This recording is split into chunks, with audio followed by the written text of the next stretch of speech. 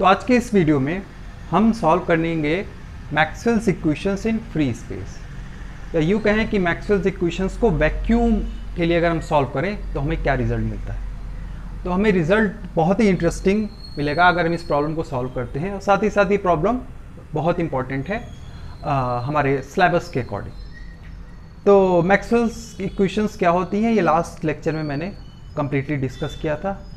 चारों Maxwell's equations का differential form, उनका इंटीग्रल फॉर्म, और साथ ही साथ उनका हमने जाना था फिजिकल सिग्निफिकेंस क्या होता है। इस वीडियो में हम मैक्सवेल्स इक्वेशंस को पहले वैक्यूम में लिखेंगे, फिर हम उनका फॉर्म बनाएंगे, एक वेव इक्वेशन का फॉर्म बनाएंगे, और उससे हम ये जानेंगे कि स्पीड ऑफ लाइट क्या होती है, वो मैक्सवेल्स इक्वेशन से हम कैलकुलेट करेंगे आज के इस लेक्चर में। तो चलिए शुरू करते हैं इस लेक्चर में। तो सबसे पहले तो मैं मैक्सवेल्स की चारों इक्वेशंस लिखूंगा वैक्यूम के लिए। तो मैक्सवेल की पहली इक्वेशन, जैसा कि हमने डिस्कस किया है पहले, मैक्सवेल्स की पहली इक्वेशन क्या बताती है, वो गॉस लॉ इन इलेक्ट्रोस्टैट्स है। वो कहता है divergence of electric field is equal to charge density divide by epsilon naught. Okay, पर यहाँ पे हमने केस कैसा चूज़ किया है, हमने फ्री यानी वैक्यूम, फ्री स्पेस चूज़ किया है, वैक्यूम का केस। तो वैक्यूम में कोई चार्ज नहीं है, there is no charge. Okay, तो जब कोई चार्ज नहीं है तो चार्ज डेंसिटी भी नहीं होगी। तो ये जो इक्वेशन है ये हमारी कन्वर्ट हो जाएगी हियर, दिस इज जीरो, यानी charge per unit volume, there is no charge per unit volume, so this equation reduces to zero, means divergence of electric field is zero. तो ये जो पहली इक्वेशन हमें मैक्सवेल्स की मिली vacuum के लिए, वो हमें divergence of electric field is zero. Okay, तो ये first Maxwell equation in free space या vacuum. Second equation that is divergence of magnetic field is zero. तो जैसा कि हमने डिस्कस किया है ये यूनिवर्सल इक्वेशन है, ये हमेशा हर जगह ये ट्रू है। ओके, थर्ड इक्वेशन के बारे में अगर बात करें तो मैक्सवेल की थर्ड इक्वेशन बोलती है कि अगर हम लेते हैं इलेक्ट्रिक फील्ड का curl, that is equal to basically minus del B over del T, means time varying magnetic field produces electric field. Okay, तो ये इक्वेशन हमारी ठीक है, इसमें हमें कोई चेंज नहीं करना। यानी वैक्यूम में, फ्री स्पेस में कहीं पे अगर इलेक्ट्रिक फील्ड या मैग्नेटिक फील्ड टाइम के साथ चेंज हो रही है तो वहाँ पे इलेक्ट्रिक फील्ड भी होगी। ये हमारी थर्ड इक्वेशन है। तो आप ये कहेंगे कि भाई वैक्यूम है, वहाँ पे इलेक्ट्रिक फील्ड क्यों चेंज हो रही। अभी मान लेते हैं, आगे हम जानेंगे कि ये मैग्नेटिक फील्ड कैसे चेंज हो रही है, उससे इलेक्ट्रिक फील्ड कैसे बन रही है, ये अभी हम आगे डिस्कस करेंगे। तब तक के लिए मान लीजिए कि कहीं पे मैग्नेटिक फील्ड टाइम के साथ चेंज हो रही है, तो उस केस में ये ठीक बनेगी। अब ये कैसे हो रही है मैं आगे डिस्कस करूँगा, ठीक है। फोर्थ इक्वेशन हमारी कहती है, मैक्सवेल्स की बेसिकली फोर्थ इक्वेशन है, तो ये बोल रही है curl of magnetic field is equal to mu naught J plus mu not epsilon naught del E over del T. Okay, तो ये हमारी है मैक्सवेल्स की फोर्थ इक्वेशन। पर जैसा कि हमने डिस्कस किया, हमने केस लिया है वैक्यूम का। तो वैक्यूम में क्या होता है, वैक्यूम में हमारे पास चार्ज नहीं है, चार्ज डेंसिटी नहीं है, और तो इस वजह से हमारे पास करंट डेंसिटी कहाँ से आएगी। तो करंट डेंसिटी यानी ये वाला टर्म भी हमारा जीरो होगा। ओके, कोई चार्ज ही नहीं है तो चार्ज का मोशन नहीं होगा, तो ये चार्ज डेंसिटी नहीं होगी। तो ये जो हमारा मैक्सवेल्स की इक्वेशन है वैक्यूम में, वो ये बनेगी हमारी curl of B is equals to mu not epsilon naught del E over del T. Okay, तो इसको मैं इक्वेशंस के फॉर्म में बिल्कुल लिख देता हूँ, that is mu not epsilon naught del E over del T. Means अगर इलेक्ट्रिक फील्ड टाइम के साथ चेंज हो रही है, उस केस में वो प्रोड्यूस करेगी मैग्नेटिक फील्ड। बहुत ही बढ़िया, हमारी ये दोनों लॉ बिल्कुल सिमेट्रिक है। यहाँ इलेक्ट्रिक फील्ड है, यहाँ इलेक्ट्रिक फील्ड है, यहाँ मैग्नेटिक फील्ड है, यहाँ मैग्नेटिक फील्ड है। ओके, तो ये बेसिकली हमारी फोर मैक्सवेल्स इक्वेशन है इन वैक्यूम। ओके, तो अगर आपसे पूछा जाए कि मैक्सवेल्स इक्वेशन लिखें वैक्यूम के लिए, तो आप ये चारों इक्वेशंस को लिख देंगे। ओके, अब चलिए चलते हैं इन पे थोड़ा सा वर्कआउट करते हैं। इनसे हम जरा देखते हैं कि हम स्पीड ऑफ लाइट की एग्जैक्ट वैल्यू कैसे निकाल सकते हैं, यानी c इज इक्वल टू 3 × 10⁸ का जो वैल्यू है, या यहाँ से हमें इलेक्ट्रोमैग्नेटिक वेव का कॉन्सेप्ट कैसे मिलेगा। ओके, तो ये दोनों इक्वेशंस है हमारी, इन चारों इक्वेशंस को हम सॉल्व करेंगे, चारों इक्वेशंस को लेके चलेंगे। पर ये दोनों इक्वेशंस आप देख लें, ये curl of E is equal to minus del B over del T and next curl of B is equal to mu naught epsilon naught del E over del T. तो ये फर्स्ट ऑर्डर डिफरेंशियल इक्वेशन है, first order इसमें हमने derivative ले रखा है। Okay, इधर time के रिस्पेक्ट में, इधर स्पाशियल कोऑर्डिनेट यानी एक्स वाई जेड के रिस्पेक्ट में। तो हम चाहते हैं जरा इसको कन्वर्ट करना। देखिए यहाँ पे इलेक्ट्रिक फील्ड है, यहाँ मैग्नेटिक फील्ड है, यहाँ पे मैग्नेटिक फील्ड, यहाँ इलेक्ट्रिक फील्ड। हम चाहते हैं हमें एक इक्वेशन मिले जिसपे प्योर इलेक्ट्रिक फील्ड हो और एक इक्वेशन मिले जिसमें प्योर मैग्नेटिक फील्ड हो। तो वो करने के लिए हम क्या करेंगे, हम इन दोनों इक्वेशंस का कर्ल लेंगे, एक और ऑपरेटर बिठाएंगे। कौन सा ऑपरेटर? कर्ल ऑपरेटर इस पर हम बिठाएंगे। ओके, तो चलिए चलते हैं अपने वीडियो के नेक्स्ट पार्ट में। तो इसमें हम क्या करेंगे, इक्वेशन नंबर 3 और इक्वेशन नंबर 4 का कर्ल लेंगे। ओके, इक्वेशन नंबर 3 और इक्वेशन नंबर पे एक कर्ल ऑपरेटर लगाएंगे। सो अप्लाई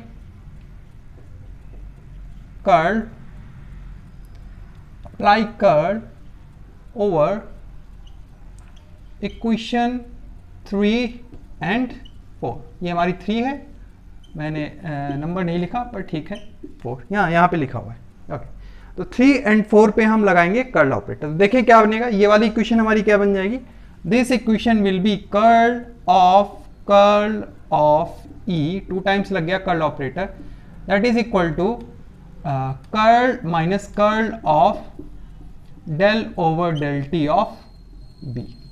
ओके, तो अब देखिए कर्ल ऑफ ई, तो यहाँ पे हम यूज करेंगे वेक्टर अलजेब्रा का, ठीक है, ऑपरेटर अलजेब्रा का, यानी curl of E cross product curl of E, ये हमको देगा gradient of divergence of this field and next minus second times del operator of this field E. Okay, तो ये हमने यूज किया डेल ऑपरेटर की प्रॉपर्टी से। या आप इससे भी कर सकते हैं, ए क्रॉस बी क्रॉस सी, वो भी लगाएंगे तो भी आपको ये उसकी जगह ए और बी की जगह डेल रिप्लेस करेंगे तो आपको ये एक्सप्रेशन मिल जाएगा। आप इस पर वर्कआउट कर सकते हैं। अच्छा, यहाँ पे देखते हैं, ये जो ऑपरेटर है हमारा, ये स्पाशियल एक्स वाई जेड के टर्म्स में है और ये टी दोनों एक दूसरे से इंडिपेंडेंट है, तो हम इसको इंटरचेंज कर सकते हैं, यानी इसको हम कर्ल अंदर ले जा सकते हैं। ये हमको देगा minus del over del T of curl of magnetic field B. Okay, तो अब हम यहाँ पे क्या करने वाले हैं, हम यहाँ पे अपनी इक्वेशन नंबर 1 और इक्वेशन नंबर 4 का यूज करेंगे। इक्वेशन नंबर 1 क्या थी हमारी, इक्वेशन नंबर 1 हमने देखी थी, divergence of electric field is 0, यही तो थी इक्वेशन नंबर 1 क्या थी, divergence of electric field is 0। तो ये डाइवर्जेंस ऑफ इलेक्ट्रिक फील्ड 0 हो गया, तो ये वाला टर्म हमारा रिड्यूस होके 0 दे देगा, ठीक है। और कर्ल ऑफ बी की वैल्यू हम यहाँ से उठा के इसमें रख देंगे, ठीक है। तो चलिए चलते हैं अपने ये दोनों वैल्यूज पुट करते हैं from equation number 1 and equation number 4। From equation number 1 and equation number 4 we can say that from equation number 1 and equation number 4, equation number 1 और equation number 4 को जब हम यूज़ करेंगे तो हमें क्या मिलेगा, इसमें इक्वेशन नंबर 1 की वैल्यू रखी तो ये 0 हो गया, ये देगा हमको minus del square E that is equal to minus del over del T. अब ये वाली वैल्यू यहाँ सब्स्टिट्यूट की तो ये देगा mu not epsilon naught del E over del T. Okay, तो इसको मैं अब यहाँ से हटा रहा हूँ, ये फोर्थ इक्वेशन का हमने कर लिया यूज़। तो अब हमें क्या मिला, ये माइनस से माइनस हटा दें तो ये हमको नेक्स्ट स्टेप में हम लिख सकते हैं del square electric field that is equal to mu not epsilon not times, अब ये हमारा सेकेंड टाइम ऑपरेटर आएगा इस पर, del square E over del T square.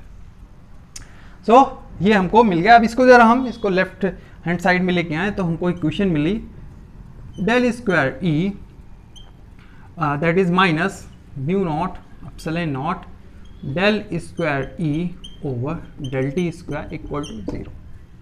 So ये हमको कुछ एक डिफरेंशियल इक्वेशन मिल गई सेकेंड ऑर्डर की, del square E minus mu not epsilon naught del square E over del T square is equal to 0। यहाँ पे इलेक्ट्रिक फील्ड है, ये भी इलेक्ट्रिक फील्ड है। तो अब ये हमको इक्वेशन मिल गई प्योर इलेक्ट्रिक फील्ड के फॉर्म में। इसी तरह हम एक और इक्वेशन बनाएंगे, एक डिफरेंशियल इक्वेशन हम बनाएंगे जो प्योर मैग्नेटिक फील्ड के फॉर्म में होगी। तो इस रिजल्ट को जो हमने निकाला है इसको जरा हम लिख लेते हैं और अब अपनी फोर्थ इक्वेशन पे वर्कआउट करते हैं। ओके, तो चलिए चलते हैं वापस से कर लेंगे फोर्थ इक्वेशन का भी, है ना, कर लगाना है ना हमको। थर्ड इक्वेशन पे कर लगाया तो ये मिला, अब जरा फोर्थ इक्वेशन पे कर लगाते हैं। तो वापस से मैं आपके लिए फोर्थ इक्वेशन फिर से लिख रहा हूँ। फोर्थ इक्वेशन में जरा फिर से लिख रहा हूँ। फोर्थ इक्वेशन क्या थी हमारी, इस रिजल्ट को लिखा रहने दें, इसका हम यूज़ करेंगे, इसको तब तक लिखा रहने दें, ठीक है। मैक्सवेल्स की फोर्थ इक्वेशन हमने डिस्कस की है, that is curl of magnetic field equal to mu not epsilon naught del E over del T. Okay, अब हम क्या करने वाले हैं, अब हम इस इक्वेशन का फिर से कर लेंगे, तो ये हमको देगा curl of this magnetic field that is equal to mu not epsilon naught, अब डेल ओवर डेल टी पहले बार लिख लें, सेम थिंग जैसे कि पहले किया था, curl of this electric field E. Okay, that's great.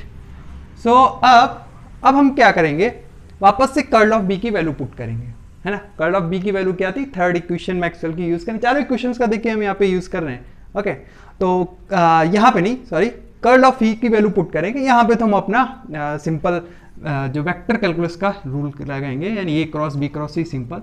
ये हमको देगा gradient of divergence of magnetic field B minus del square B that is equal to mu not epsilon naught, और यहाँ पे कर्ल ऑफ ई की value रखेंगे क्योंकि B के फॉर्म में लेके आना ना इस बार, तो ये देगा हमको डेल ओवर डेल टी, और कर्ल ऑफ ई की वैल्यू हमने क्या निकाली है, that is minus del B over del T from Maxwell's कौन सी इक्वेशन, थर्ड इक्वेशन का यूज किया हमने। अच्छा, यहाँ पे हम सेकंड इक्वेशन यूज करेंगे, यहाँ पे करेंगे सेकंड इक्वेशन का यूज करेंगे, और यहाँ पे यूज की हमने थर्ड इक्वेशन। ये यहाँ से यहाँ कैसे आया, फ्रॉम थर्ड इक्वेशन। तो सेकंड इक्वेशन मैक्सवेल की बोलती है divergence of magnetic field is always zero, तो यहाँ पे ये वैल्यू जो है ये हमारी सेकंड इक्वेशन से ये क्या देगा, जीरो देगा। ओके, तो दैट इज जीरो। ओके, तो ये जीरो हो गया, तो इसको मिटा देते हैं, है ना, ये तो हमारा कंट्रीब्यूट नहीं करेगा, अब ये तो जीरो हो गया, तो मैंने इसको दिया मिटा। ओके, आप मेरे साथ सॉल्व करें इसको, तभी आपको ये बहुत अच्छे से क्लियर बैठेगा आपका, एक बार आपको ये सॉल्व करना होगा। तो माइनस का डेल स्क्वायर बी, हमारी इक्वेशन अब बन गई minus the del square B that is equal to mu not epsilon naught del square B over del T square, और ये माइनस का इधर तक, तो ये माइनस से माइनस हम हटा देते हैं। तो अब जो अगला इसको लेफ्ट हैंड साइड में लेके आएंगे, तो हमारी इक्वेशन बन गई है del square B minus mu not epsilon naught del square B over del T square that is equal to zero. Okay, ये हमको मिली हमारी एक और second order differential equation magnetic field के फॉर्म में, ये दोनों इक्वेशंस हमको मिल गई। तो अब ये दोनों इक्वेशंस जो हमको मिली वैक्यूम के केस के लिए, ये हमें क्या बता रही हैं, इसी पे अब डिस्कशन होगा, ये दोनों इक्वेशंस हमें क्या बता रही हैं। तो मेरे ख्याल से डेरिवेशन यहाँ तक तो हमने कंप्लीट कर लिया है, तो ये यहाँ पे थोड़ी मैं जगह बना लेता हूँ ताकि मैं इसको डिस्कस कर सकूँ। तो अगर आपने वेव की स्टडी की है पहले, वेव, सिंपल वेव, अगर आप ऐसे हाथ में स्ट्रिंग ले लें, एक साइड उसको फिक्स करें, ऐसे आप वेव बनाएं, सिंपल वेव, है ना, तो उस वेव का इक्वेशन क्या होगा, एक जनरल फॉर्म इक्वेशन। सोल्यूशन तो आपने पढ़ा होगा साइन के एक्स माइनस ओमेगा टी के फॉर्म में, ए साइन के एक्स ओमेगा टी के ओमेगा टी के एक्स माइनस ओमेगा टी के फॉर्म में, पर उसका डिफरेंशियल इक्वेशन क्या होता है, दैट्स एक्चुअली सोल्यूशन जो हम कंसीडर करते हैं। पर उसका एक अगर डिफरेंशियल इक्वेशन के बारे में बात करें, so the general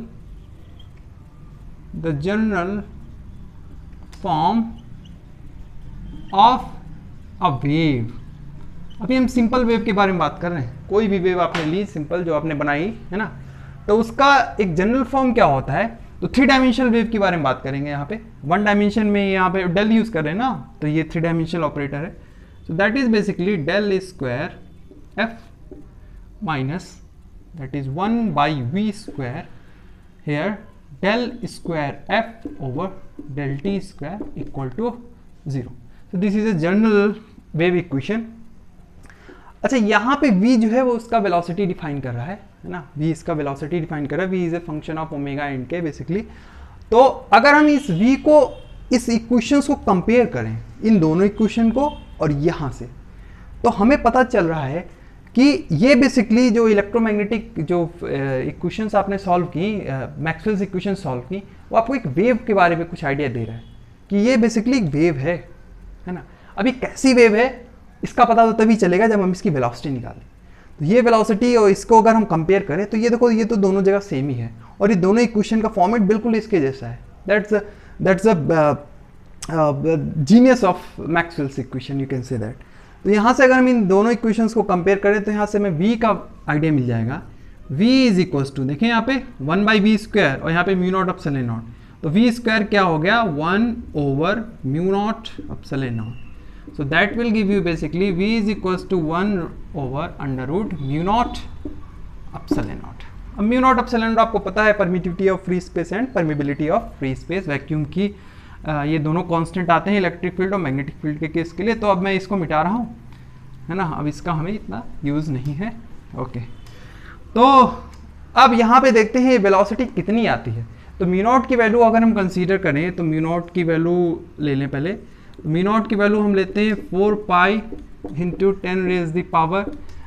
10⁻⁻⁻7 Newton second square पर कूलम्ब स्क्वायर, ये म्यू नॉट की वैल्यू हो गई। और अब एप्सिलॉन नॉट की वैल्यू हम लेते हैं 8.85 × 10⁻⁻12 coulomb square per newton metre square.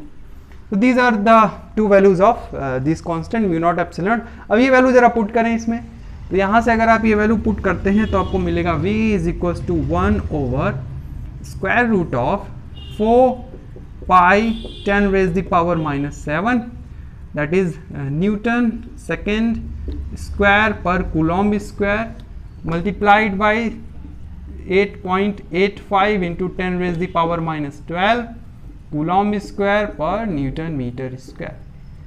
Coulomb square से कूलम्ब स्क्वायर कट गया, न्यूटन से न्यूटन कट गया, सेकेंड मीटर स्क्वायर। अभी एक ऊपर जाएगा तो आपको क्या वैल्यू मिलेगा, अगर यूनिट की बात करें तो ये मीटर पर सेकेंड, इसका यूनिट ये सेकेंड पर मीटर स्क्वायर ना, second square divide by metre square, तो ये यूनिट वाइज आपको देगा। और मैं इनको मिटा दूं तो ये इसका जो यूनिट मिलेगा, इस v का वैल्यू जो हमें मिला that is metre per second hair. अब इस न्यूमेरिक वैल्यू को, इस नंबर्स को अगर आप कैलकुलेट करते हैं, करके देखिए, है ना, मैंने भी करके देखा है, तो ये वैल्यू अगर आप कैलकुलेट करें तो आपको कुछ एक नंबर मिलेगा और that's a very interesting number. वो अगर आप इसको कैलकुलेट करें तो आपको एक नंबर मिलेगा, वो नंबर बहुत ही इंटरेस्टिंग नंबर है। वो नंबर क्या है, here we get a number that number is 3 × 10⁸ metre per second. Maxwell equations का हमने यूज करके हमें जो वेलोसिटी मिली, जो वेव की वेलोसिटी मिली, वो क्या मिली, वो स्पीड ऑफ लाइट मिली। क्या मिली, speed of light, that is speed of light. इसका मतलब यह है कि जब हमने मैक्सवेल्स इक्वेशंस को फ्री स्पेस में सॉल्व किया तो हमको इलेक्ट्रोमैग्नेटिक वेव की वेलोसिटी मिली। एक वेव मिली जिसको हमने इलेक्ट्रोमैग्नेटिक वेव कहा बेसिकली, या लाइट कहें। तो लाइट बेसिकली अगर विजिबल स्पेक्ट्रम की बात करें तो वो एक छोटा सा हिस्सा है ना, वो हम बहुत थोड़ा सा हिस्सा उसको कंसीडर करते हैं, है ना। तो उसके अलावा इलेक्ट्रोमैग्नेटिक वेव का पूरा एक स्पेक्ट्रम है जिसमें वो वेरिएशन आता है रेडियो वेव से लेके गामा रेज तक का। ओके, तो स्पीड ऑफ लाइट हमको यहाँ से मिल गई। तो हमें ये पता चला है कि यहाँ इलेक्ट्रोमैग्नेटिक वेव की जो स्पीड है वो 3 × 10⁸ है। हालांकि इसको पहले भी कैलकुलेट कर रखा था लोगों ने, पर मैक्सवेल ने इसको थ्योरेटिकली कैलकुलेट करके दिखा दिया। और यहाँ से एक और बात पता चली कि इलेक्ट्रोमैग्नेटिक वेव को चलने के लिए किसी मीडियम की ज़रूरत नहीं पड़ती है। यानी लाइट जो है वो एक वेव है, एक इलेक्ट्रोमैग्नेटिक वेव है जिसको चलने के लिए किसी मीडियम की ज़रूरत नहीं पड़ती है। और एक और बात यहाँ से पता चली कि लाइट के अंदर 2 टाइप की फील्ड होती हैं। जैसे मैंने स्टार्टिंग में बात की थी ना कि वैक्यूम में कहाँ से लाइट आई, तो वैक्यूम है कहाँ पे एक्चुअल, वैक्यूम है सन और मून, सन और अर्थ के बीच में। मान लीजिए वैक्यूम है तो सन से लाइट आ रही है अर्थ तक, तो इसके बीच लाइट ट्रेवल कर रही है। तो सन में कुछ रिएक्शन हुआ, यानी मान लीजिए सन में आपका टेम्परेचर की वजह से उसके एटम में रिएक्शन हुआ, जिससे ये जो इलेक्ट्रॉन था वो हायर स्टेट में ऑसिलेट किया, जंप किया ना, हायर स्टेट में क्या फिर लोअर स्टेट में आया। तो इसके वाइब्रेशन से सेम एक फोटोन निकला, एक लाइट इलेक्ट्रोमैग्नेटिक वेव निकली। तो ये इलेक्ट्रोमैग्नेटिक वेव अब जब ये आगे बढ़ेगी, ये कुछ एनर्जी कैरी करेगी, ओके, ये एनर्जी और मोमेंटम कैरी करके जब ये आगे बढ़ेगी, तब ये वैक्यूम में जब ट्रेवल करेगी, तो इसमें ये जो ऑसिलेशंस हैं ये बेसिकली इलेक्ट्रिक और मैग्नेटिक फील्ड का वेरिएशंस है, यानी वो टाइम के साथ इलेक्ट्रिक और मैग्नेटिक फील्ड चेंज हो रही है। ओके, सो अगर हम लाइट को समझें इस थ्योरी से, तो हम ये जानेंगे कि लाइट में इलेक्ट्रिक और मैग्नेटिक फील्ड चेंज कर रही है। जैसे अगर मैं एक एक्सिस पे इलेक्ट्रिक फील्ड ले लूँ और एक साइड में मैग्नेटिक फील्ड को डिफाइन करूँ अगर मैं यहाँ पे, तो ये इलेक्ट्रिक फील्ड का अगर मैं वेक्टर डिफाइन करूँ तो ये कुछ इलेक्ट्रिक फील्ड का वेरिएशन होगा, ये कुछ इलेक्ट्रिक फील्ड मान लीजिए आपकी वेरी कर रही है, ये इलेक्ट्रिक फील्ड वेक्टर मैं ड्रॉ कर रहा हूँ, these are electric field vector, जो कि इस प्लेन में चेंज हो रहे हैं टाइम के साथ।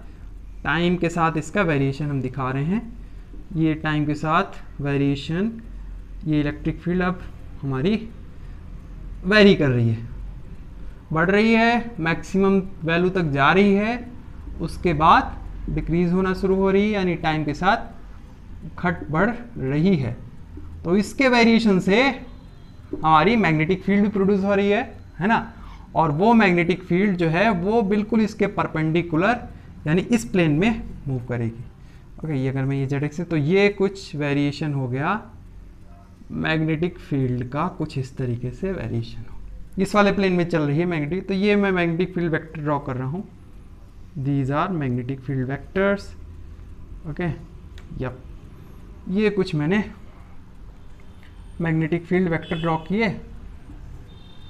आपको हालांकि ये फिगर समझ में आ रहा होगा, या ये हमारे मैग्नेटिक फील्ड, ये वाले कौन से हैं, these are electric field vector, electric field vector.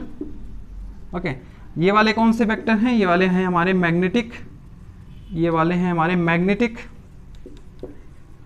Field vector, और जो हमारी वेव प्रोपोगेट कर रही है वो इस डायरेक्शन में प्रोपोगेट कर रही है। ओके, तो ये, और इसकी जो वेलोसिटी है वो कितनी है, this is speed of light c, this is the velocity of, यानी speed of this speed of this electromagnetic wave, here E, here B। Okay, तो ये था फिर हमारा ये डिस्कशन मैक्सवेल्स इक्वेशंस में। मैंने ब्रीफली मैक्सवेल्स इक्वेशंस को वैक्यूम के लिए पहले हमने लिखा, फिर हमने उसको सॉल्व किया, सॉल्व करके हमने स्पीड ऑफ ये लाइट निकाली, और ये जाना कि जो इलेक्ट्रोमैग्नेटिक वेव है is a combination of electric field and magnetic field that basically changes with time, और ये दोनों बिल्कुल एक दूसरे पे डिपेंडेंट हैं। तो ये मैक्सवेल का फेमस रिसर्च पेपर ये आया था, जिस पे उन्होंने ये सारी बातें अपनी लिख करके डिस्कस किया था, and from here Maxwell get very famous in physics. तो इस वीडियो में फिर इतना ही रखेंगे, इसमें हमने मैक्सवेल्स इक्वेशन को सॉल्व करने के बाद अब जो अगला पॉइंट है कि ये इलेक्ट्रिक और मैग्नेटिक फील्ड जो हमने डिफरेंशियल इक्वेशन बनाई, इनका सोल्यूशन क्या होगा, और ये जो वेव हमने बनाई है इलेक्ट्रोमैग्नेटिक वेव, ये ट्रांसवर्स इन नेचर है, इस बात का हम जरा प्रूफ करेंगे। तो फिर मिलेंगे अगले वीडियो में, इस वीडियो में इतना ही, तब तक के लिए थैंक यू।